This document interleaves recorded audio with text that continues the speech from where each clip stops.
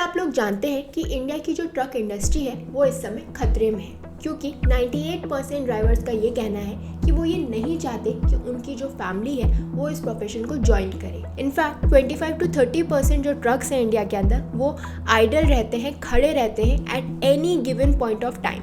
यानी हमारे पास जो ड्राइवर्स हैं उनकी कमी है, जो ट्रक्स हैं वो ज़्यादा है, वो ऐसे ही खाली खड़े रहते हैं क्योंकि उन्हें चलाने के लिए ट्रक ड्राइवर्स नहीं हैं। इंडिया के जो ट्रक ड्राइवर्स हैं they are overworked. So recently जब ट्रक ड्राइवर्स ने जो नया क्रिमिनल बिल है उसके अंदर जो हिट एंड रन के प्रोविजंस हैं उनके अगेंस्ट प्रोटेस्ट किया, तो I was keen to understand कि इन ट्रक ड्राइवर्स की क्या प्रॉब्लम है। क्योंकि जब उन्होंने प्रोटेस्ट किया, स्ट्राइक किया, तो सब लोग बात कर रहे हैं कि कितने हिट एंड रन केसेस हैं इंडिया के अंदर, कैसे जो ट्रक ड्राइवर्स हैं वो रैशली ड्राइव करते हैं और बहुत सारी प्रॉब्लम्स। लेकिन कोई ये ध्यान नहीं दे रहा कि इस इंडस्ट्री के अंदर क्या प्रॉब्लम्स है, इन ड्राइवर्स की क्या प्रॉब्लम है। तो अब हम उसी के बारे में समझ लेते हैं। तो सबसे पहले तो ये जो इंडस्ट्री है वो इस समय ड्राइवर क्रंच को फेस कर रही है। So according to a report, India की जो ट्रकिंग इंडस्ट्री है उसके पास अराउंड 90 लाख व्हीकल्स है ऑन द रोड, और इसके साथ साथ हर साल जो है नए एडिशंस होते रहते हैं। और अगर हम इमीडिएट रिक्वायरमेंट की बात करें तो इस समय around 9 lakh new truck drivers की ज़रूरत होती है हर साल।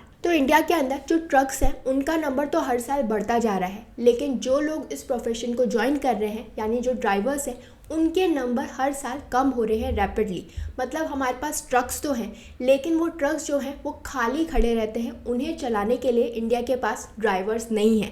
इनफैक्ट जो प्रेजेंट ड्राइवर्स हैं, जो लोग ट्रक के अंदर काम कर रहे हैं, उनका भी कहना है कि वो ओवरवर्कड है, उनके पास रेस्ट का टाइम भी नहीं है। इस समय इंडिया के अंदर 20 लाख ट्रक ड्राइवर्स हैं, यानी अगर हम ड्राइवर टू ट्रक का रेशियो देखें तो इट इज़ बिलो 750 पर 1000, यानी 1000 ट्रक के ऊपर सिर्फ हमारे पास 750 ड्राइवर्स ही हैं। इसका मतलब ये है कि 25 to 30% ट्रक्स जो हैं वो खाली खड़े रहते हैं, उनके पास ड्राइवर्स नहीं हैं। लेकिन अब सवाल ये है कि ड्राइवर शॉर्टेज आखिर है क्यों जो लोग हैं, जो ड्राइवर्स हैं, वो ये नहीं चाहते कि उनका फैमिली जो है इस प्रोफेशन को ज्वाइन करे, या कोई भी न्यू कमर जो है वो इस प्रोफेशन को ज्वाइन नहीं करना चाहता। तो इस बारे में जब ड्राइवर्स से पूछा गया तो उन्होंने काफ़ी सारे रीजंस बताए, जैसे कि हरासमेंट। उनका कहना है कि जो पुलिस है और जो लोकल ग्रुप्स है वो उनके साथ ढंग से बात नहीं करते, व्यवहार नहीं करते, उनका हरासमेंट करते हैं। इसके अलावा ये जो प्रोफेशन है ये एक लो और इरेगुलर इनकम है जिसके अंदर डिग्निटी ऑफ लेबर नहीं है। इसके अलावा बहुत सारे हेल्थ रिलेटेड रीजंस भी सामने आए हैं, जैसे कि chronic pain, musculoskeletal issues, sleep related problems and many more. तो सिर्फ हरासमेंट, लो इनकम ग्रुप और डिग्निटी ऑफ लेबर का ही प्रॉब्लम नहीं है, बल्कि बहुत सारे हेल्थ रिलेटेड इश्यूज भी जो ड्राइवर्स हैं वो झेलते हैं। और जब ये बात वो दूसरे लोगों के साथ शेयर करते हैं तो लोगों को लगता है कि हम इस प्रोफेशन के अंदर क्यों जाएं। एक तो इतनी इनकम नहीं मिल रही है, उसके साथ हमारा हरासमेंट हो रहा है, और जो हेल्थ रिलेटेड प्रॉब्लम्स है वो तो हो ही रही हैं। और मेजर ट्रकर्स बॉडीज़ का ये भी कहना है कि पहले ज़्यादातर जो ड्राइवर्स थे वो कहाँ से आते थे, पंजाब, हरियाणा और उत्तर प्रदेश। तो ट्रेडिशनली यही देखा गया है कि इन स्टेट से जो है ड्राइवर्स आते थे, लेकिन अब यहाँ से जो नंबर आ रहा है वो काफ़ी कम हो गया है। बल्कि बहुत सारे ड्राइवर्स अब कहाँ से आते हैं, फ्रॉम मेवात इन हरियाणा, यानी वहाँ का जो अनऑर्गेनाइज सेक्टर है वहाँ से जो ड्राइवर्स आ रहे हैं मोस्टली। और ट्रेडिशनली जो स्टेट्स ड्राइवर्स की सप्लाई करते थे वो नंबर अब काफ़ी कम हो गया है। सो ये जो रिपोर्ट है ये एक नॉन प्रॉफिट ऑर्गेनाइजेशन ने तैयार की थी, जिसकी हेल्प से हम ये समझ पाए कि इंडिया की जो ट्रकिंग इंडस्ट्री है उसकी क्या क्या प्रॉब्लम्स है।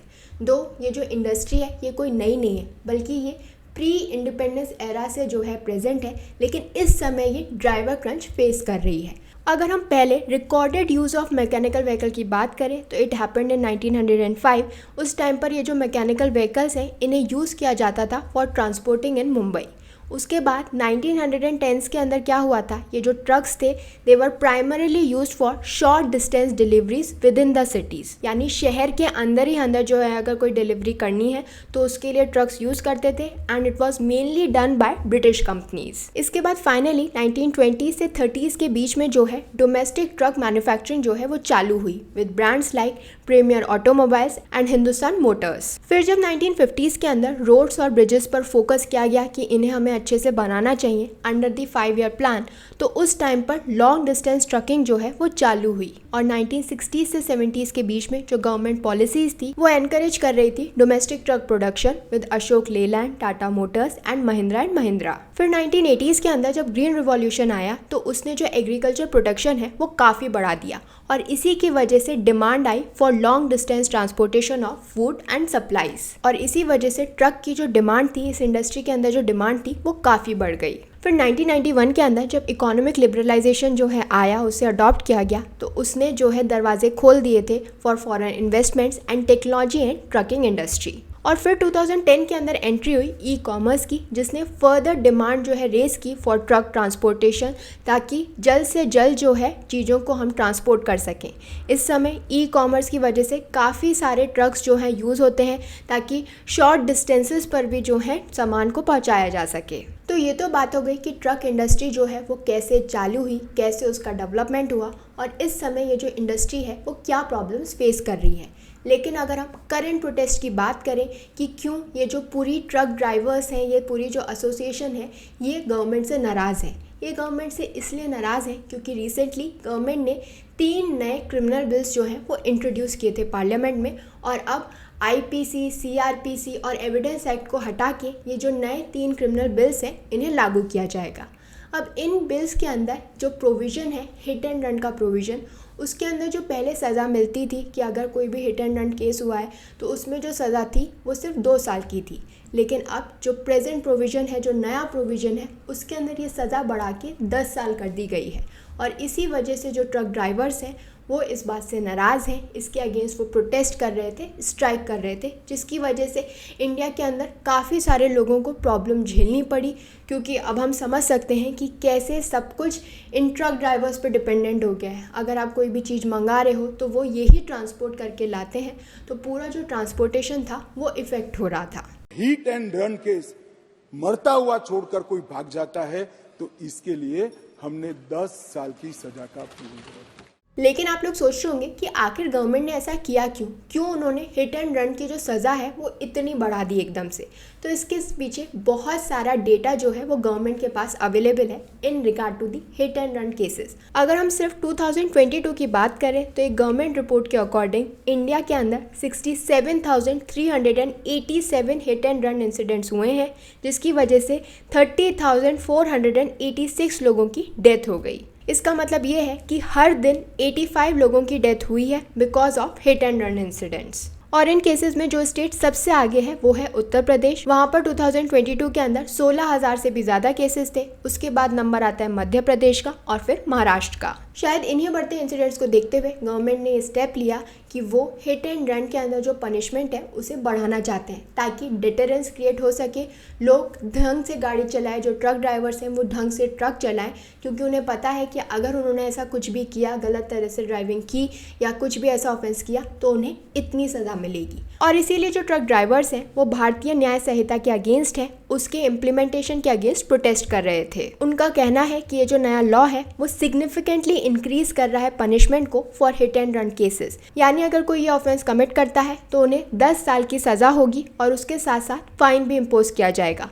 जबकि जो पहले लॉ था, जो इंडियन पीनल कोड था, उसमें सिर्फ 2 साल की सज़ा ही मेंशन थी। उनका आर्ग्यूमेंट है कि ये जो पनिशमेंट है वो काफ़ी हार्श है, स्पेशली कंसिडरिंग कि ज़्यादातर जो एक्सीडेंट्स होते हैं वो अनइंटेंशनल होते हैं, कोई भी जानबूझ के एक्सीडेंट नहीं करता है। उन्हें डर है कि उन्हें ऐसे इंसिडेंट्स के लिए जेल में भेजा जाएगा जिसके अंदर उनका कोई भी कंट्रोल नहीं है due two factors like poor road conditions और सडन मैकेनिकल फेलियर्स। सो जब ड्राइवर स्ट्राइक कर रहे थे, प्रोटेस्ट कर रहे थे इन लॉज के अगेंस्ट, तो उनसे पूछा गया कि उन्हें क्या क्या चीज़ों से डर है, उन्हें क्या लग रहा है कि अगर ये जो लॉ है वो इम्प्लीमेंट हो जाता है तो उनके साथ क्या क्या गलत हो सकता है। तो अब हम बात कर लेते हैं about the concerns of truck drivers को डर है कि ये जो नया लॉ है it might be misapplied due to mob mentality और लैक ऑफ प्रॉपर इन्वेस्टिगेशन। उनकी कंसर्न है कि उनको ऐसे इंसिडेंट्स के लिए भी ब्लेम किया जाएगा जिसके लिए वो डायरेक्टली रिस्पॉन्सिबल नहीं है। For example, in case of chain reactions और hit and run by other vehicles, उन्हें डर है